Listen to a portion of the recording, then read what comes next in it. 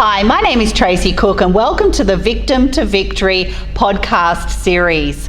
Today we are talking about schoolyard bullying. I have my daughter Abbey and her friend Bailey here today, and we're going to be talking very raw and real about schoolyard bullying. And bullying is a behaviour that aims to embarrass, threaten or intimidate another person. A lot of us have been through schoolyard bullying and it's distressing to everyone, but we can stop it. So I'm hoping to bring to light today some details about how it is affecting our children at their schools, whether it's primary or high schools, and there is adult bullying as well. So bullying is hurtful, it's aggressive, and it's repeated behaviour that aims to embarrass, threaten or intimidate another person. So bullying can be carried out by an individual or a group towards one or more persons, and it's a very complex social problem that can occur in environments such as schools. So both of these girls are in high school, and researchers do agree, from some research that I've been doing about schoolyard bullying as well, that there are 5 key features to a bullying behaviour. Number 1, the person or people who engage in bullying behaviour intend to inflict harm or fear upon the target.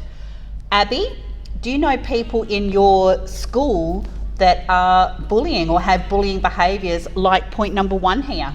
Yes, I know tons of people who bully people in my school. Do you? And Bailey? Yeah, I know a bunch of people as well. And how does that make you guys feel? Annoyed. Annoyed? Annoyed that people have to try and take out the day to hurt other people's feelings. And if you were seeing somebody being bullied, are you more inclined to stick up for the person being bullied, or do you just walk past and don't want to get involved? I would probably try and get myself involved to stop the bullying. And how would you do that? I honestly have no idea. So if you see somebody in the schoolyard that is being verbally abused, being called names or put down, what would you say or do to step in to help that person out if you can clearly see that they're crying, they're distressed, they may be calling for help, you can see that it's affecting them? Why are you taking time out of your day to put down other people's feelings just to make you feel good about yourself? What's the point? Is that what you'd say to the person doing the bullying? And then I would probably tell them to stop, and stuff like that. And then I'll comfort the person getting bullied. And comfort the person being bullied. That's very good. Now, number 2 point is aggression towards the target occurs repeatedly. Number 3 point is the target child or young person doesn't provoke bullying behaviour by using verbal or physical aggression.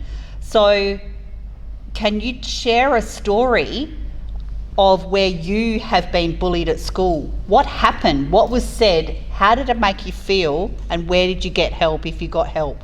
Bailey? I got bullied all through primary school, so it's hard to choose one specific time. But I don't remember specifically what they said because it was in year 6, but I remember how it felt. They were saying I remember we were coming back from music. They were saying a bunch of horrible things to me, and it was getting to the point where I couldn't take it. And I exploded, and I screamed at them to just leave me alone. I threw my pencil case and ran to the toilet and started crying. And did you go to a teacher or did you go to an adult for help?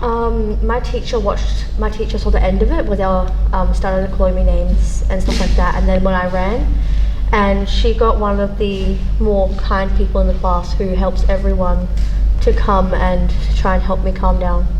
And that's a big burden. So if you're one of those people in the classroom that always defends others, you're a really good friend to everybody, it's not as though it's a burden, but that's a big responsibility to be that kind of person as well, isn't it? That's always helping solve other problems, especially being so young at high school.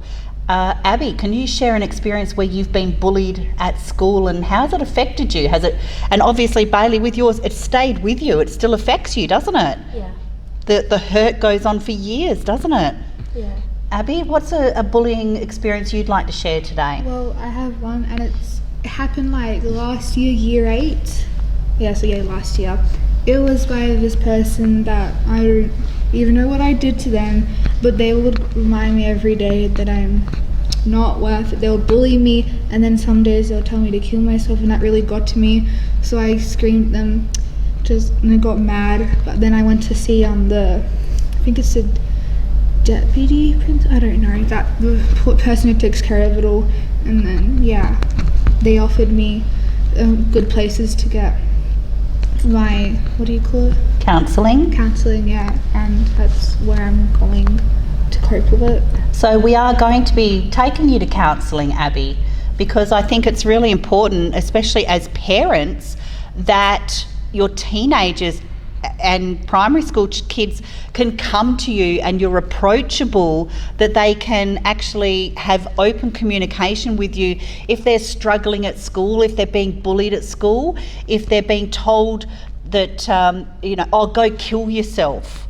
Okay, like my daughter Abby has been told numerous times by this bully, go kill yourself, and she'd been and I had her permission to share this before we went on air, and she was going into a room, she was crying, anxiety and depression because of it.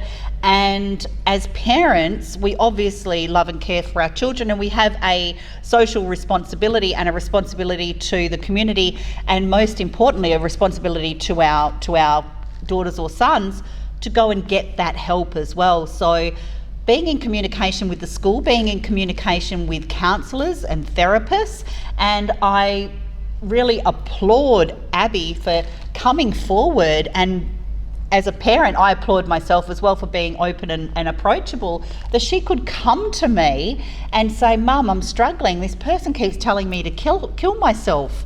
And it clearly upset her. She was anxious and depressed and crying. We got the school involved, and we're all working together to provide a solution. And it's not an overnight solution. These kind of words stay with you.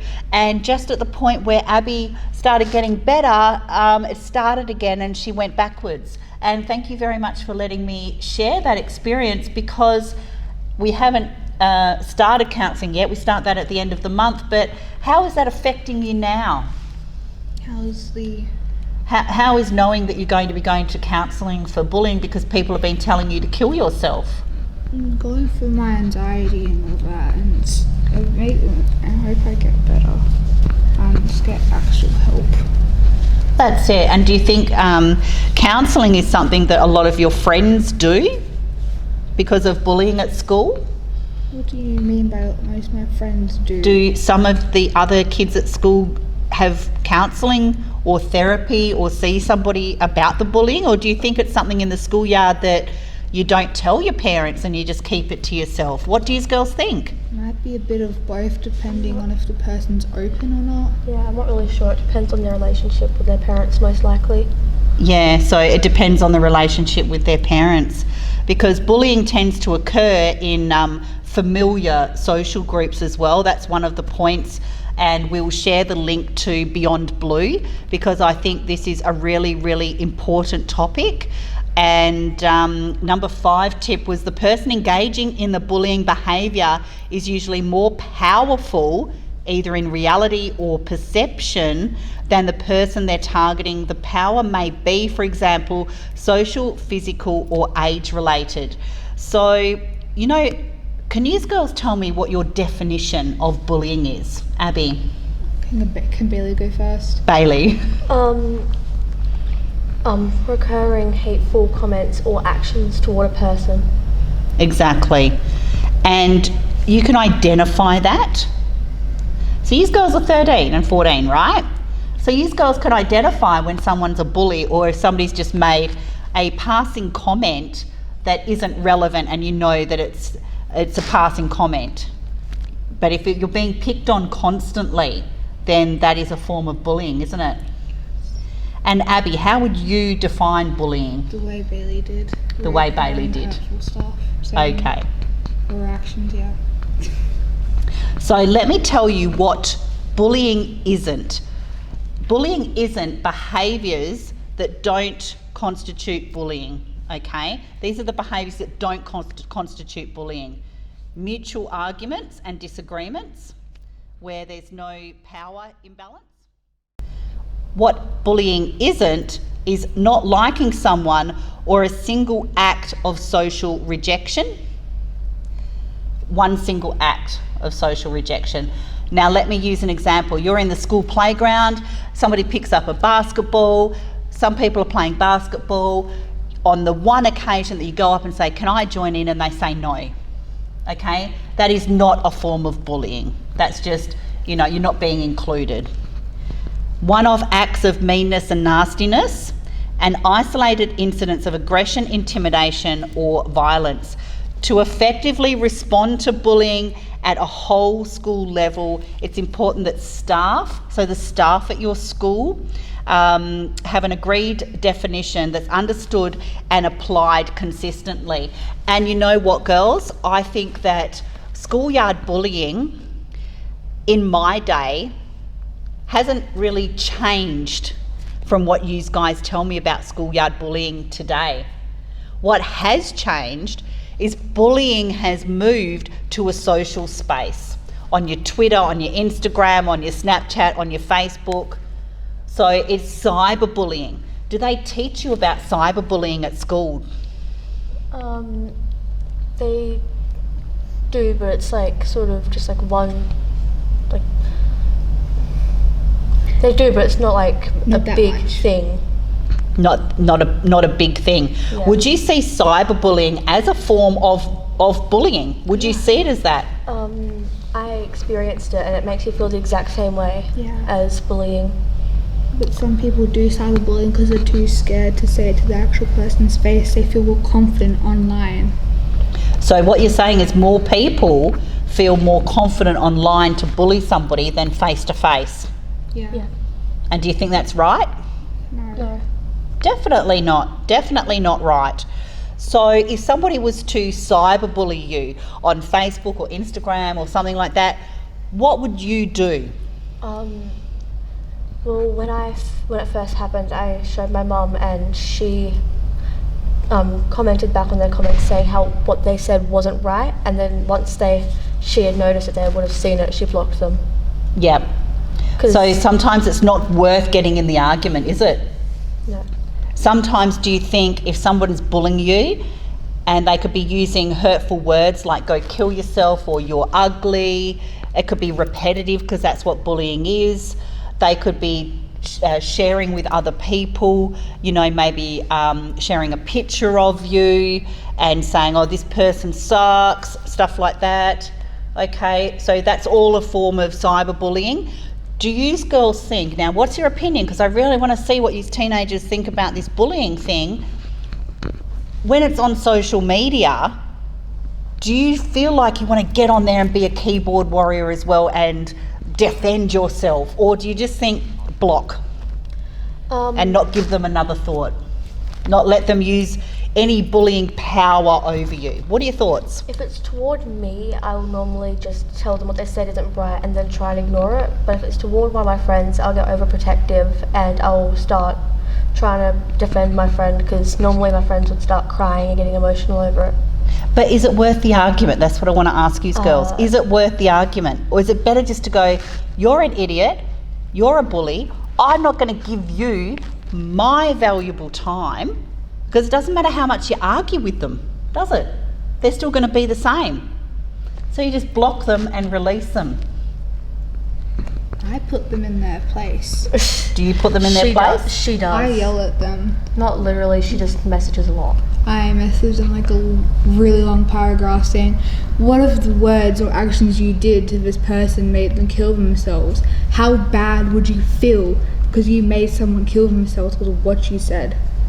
And what do people normally say? Well, normally, because that was one when I was friends with someone else, but we're not friends anymore because of reasons. But they were starting to realise that if that person did kill themselves because they were close to over what they said, then they'll be like, oh, I didn't do that, oh, that was their fault, not mine. They're looking for attention. They'll still probably bully the person afterwards they died. You know what? I think you have hit on a very important thing, because as an adult we tend to just block and release and just go, oh, idiot, move on. And Bailey said she wouldn't defend herself, but she'd defend her friends. What you're saying is if somebody's... myself. Yeah, you defend yourself and you defend your friends, and you've brought it to their attention. You've brought it to the bully's attention. You've said, hey, mister, hey, missus, you have just told somebody to kill themselves. How would you actually feel if that person did? It's like, wake up, get back into reality. Like, why are you trying to make yourself feel better by trying to make other people feel bad about themselves? They could be struggling with enough already, but like, what's good? What good is coming out of it? So do you think that people are just getting satisfaction by being trolls, spreading all this bad behaviour and bullying and threats and verbal abuse online, because, you know, they're probably hiding behind their keyboard? Do you think that they actually get some kind of satisfaction out of that? They probably find the person defending themselves funny and like, oh, they wouldn't actually do that. But most people like consider it, and some people go through with it, and it's horrible. And some people try to. Yeah, well, there's been lots of lots of people who have killed themselves because of somebody online has told them been bullied, cyberbullied, and then gone on to kill themselves. Primary school and high school kids. There was one girl who was bullied so bad, I read about on the news, even after she killed herself, the bullies still bullied her. Yeah, and that's very sad.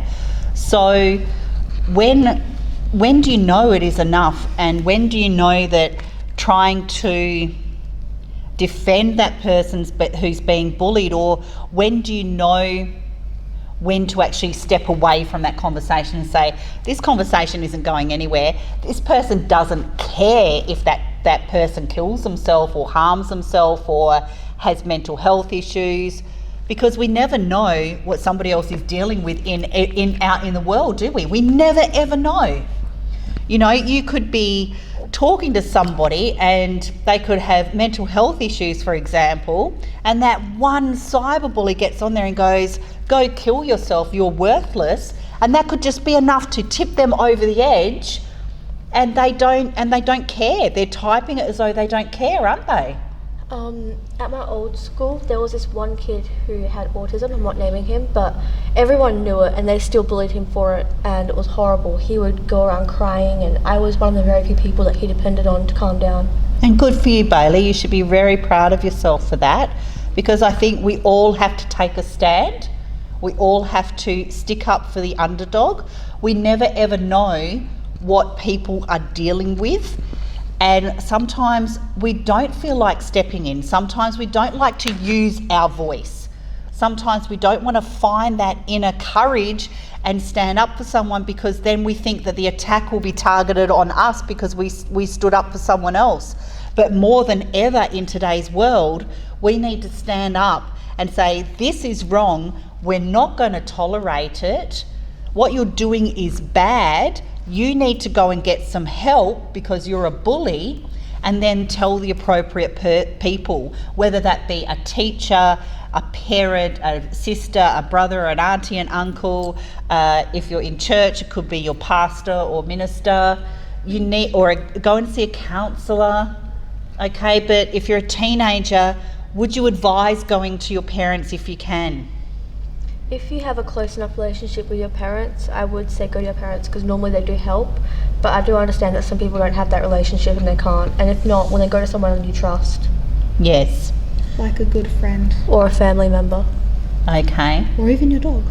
Or even your dog. I love that. Our dog Piper. So when we're talking about bullying, I know that both of you have experienced bullying, and thank you very much for sharing that with us today. What advice would you give to, say, other kids in primary school or high school? What advice would you give them if they are actually being bullied and they feel like they've got nowhere to turn? What advice would you give them? Can you go first? Well, if they're getting bullied and they're getting if they're getting bullied and they're told to kill yourself, don't kill yourself. You matter. You're worth so much.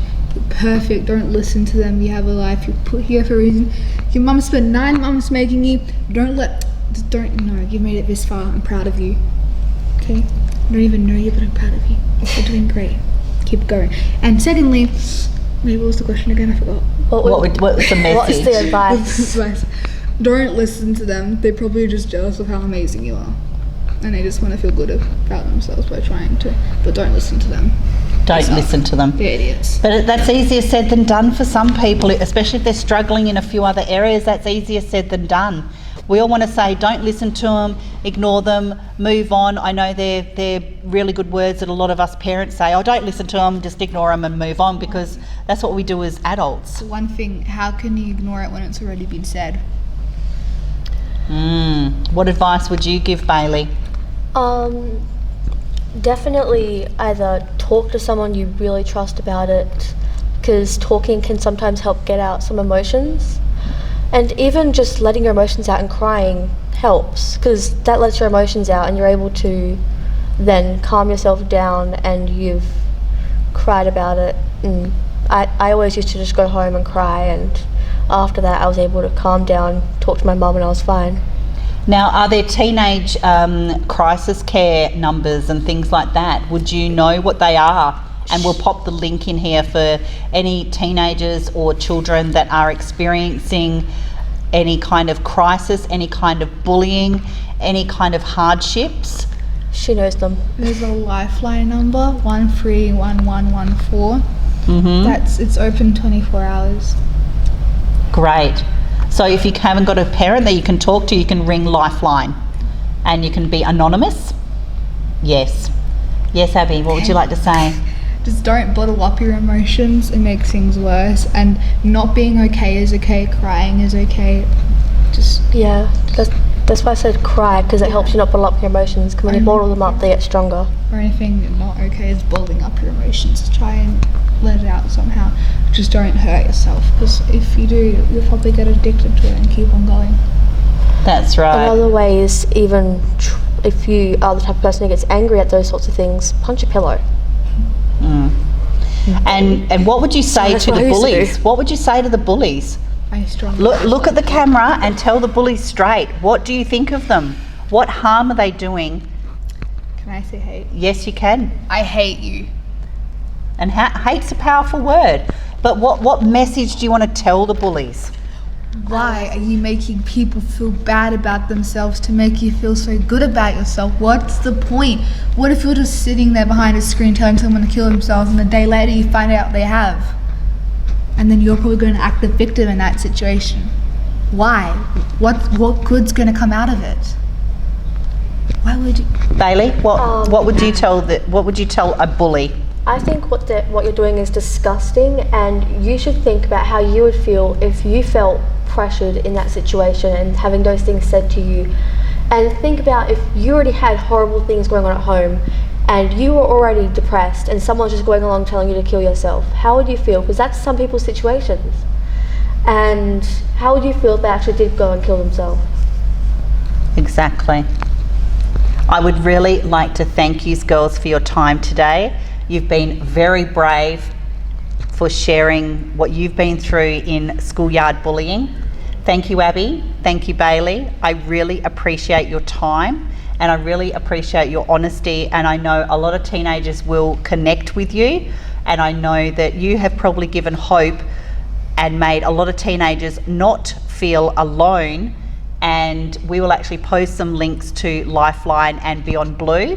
And if you are experiencing schoolyard bullying, any kind of bullying, cyberbullying, reach out to somebody, get help, call a Lifeline, and I want everybody to step into their power and find their voice. Thank you very much.